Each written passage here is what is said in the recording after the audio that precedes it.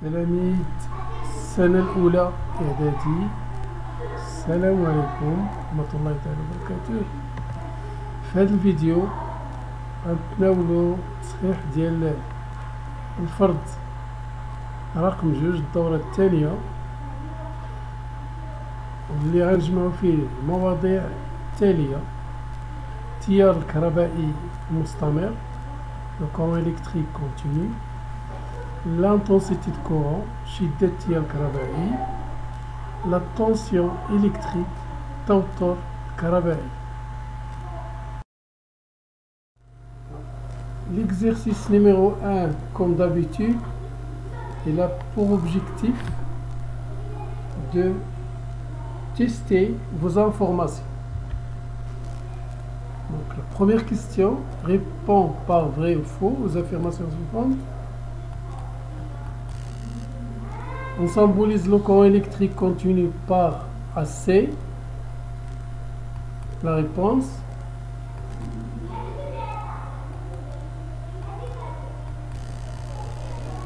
faux, car un courant continu le symbolise par CC ou DC.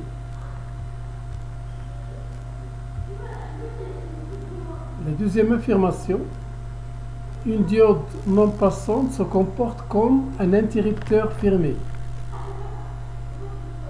La réponse est faux. Pourquoi? Car une diode non passante, elle ne laisse pas passer le courant.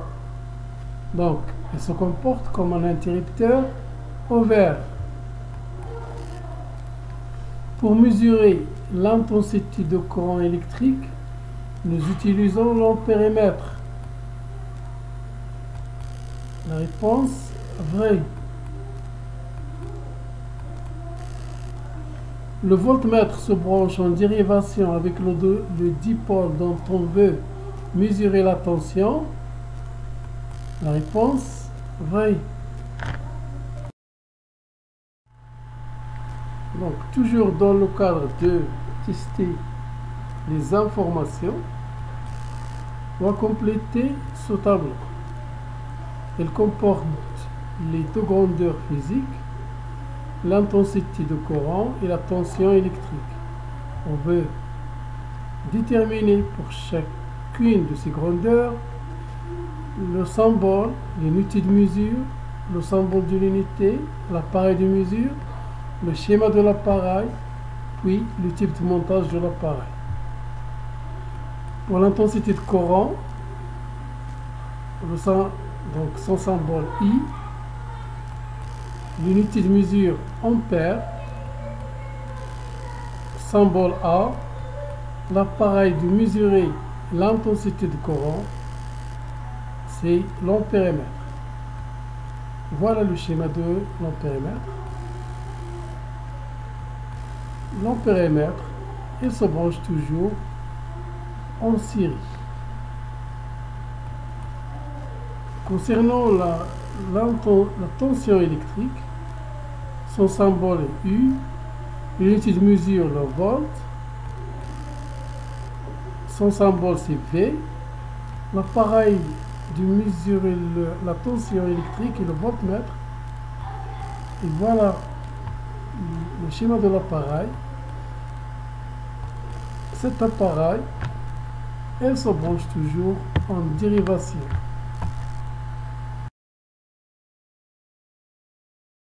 Voici la troisième question de l'exercice 1. Il a pour objectif de savoir faire des conversions de milliampères en ampères ou de volts en millivolts et l'inverse. Donc 100 milliampères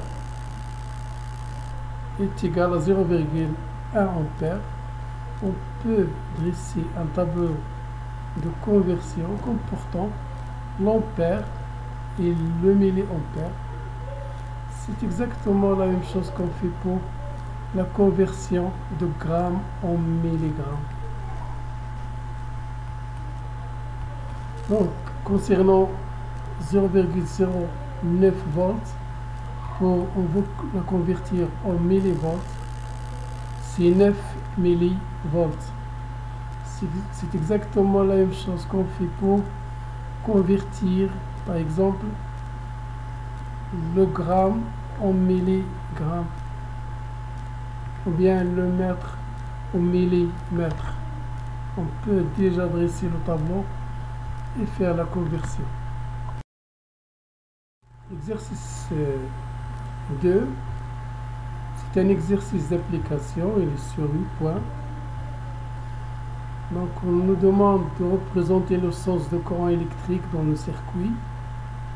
Le sens du courant électrique il est représenté par une flèche qui sort de la borne plus et entre de la borne moins. C'est le sens conventionnel du courant. Pour compléter le schéma du circuit, on va ajouter la lettre A à l'appareil qui est en série, c'est-à-dire un ampérimètre qui sert à mesurer l'intensité de courant. Donc on est toujours dans l'exercice d'application. Cette question, ça concerne la lecture de l'intensité de courant sur un ampérimètre analogique. Donc il faut savoir la valeur du calibre. Dans ce cas, c'est égal à 1 ampère. Le nombre de radiation totale, c'est 100. Donc antenne égale à 100. L'aiguille, il indique 75. Donc petit n, c'est 75. On applique la formule I égale C multiplié par N divisé par grand N. On trouve l'intensité de courant 0,75 ampères. Cette question, ça concerne la lecture de la tension électrique donnée par un voltmètre. Donc il faut déterminer la valeur du calibre. Comme vous voyez, d'après le schéma, le calibre, il indique 10 volts. Nombre de radiation totale, grand N, c'est 50. Le nombre de radiation indiqué par l'aiguille, 25. Et par suite, on applique la règle, ce qui nous donne la tension électrique 5 volts. Concernant la quatrième question, complétez les phrases suivantes par passant bloquant. Donc, pour le premier schéma, la diode, il est bloquante. Le deuxième, vous voyez bien que la diode est passante. Le troisième, la diode, il est passante. Dans l'exercice 3, on va dessiner le schéma d'un circuit électrique comportant un générateur, un moteur et un interrupteur édifié. Puis, on va ajouter un appareil de mesure permettant de mesurer l'intensité électrique, c'est-à-dire un ampérimètre. On va encore ajouter un appareil de mesure permettant de mesurer la tension, c'est-à-dire un voltmètre qu'on va plonger en dérivation. Donc le schéma, on va tracer le schéma. Donc on va ajouter le moteur, puis ampérimètre pour mesurer l'intensité de courant.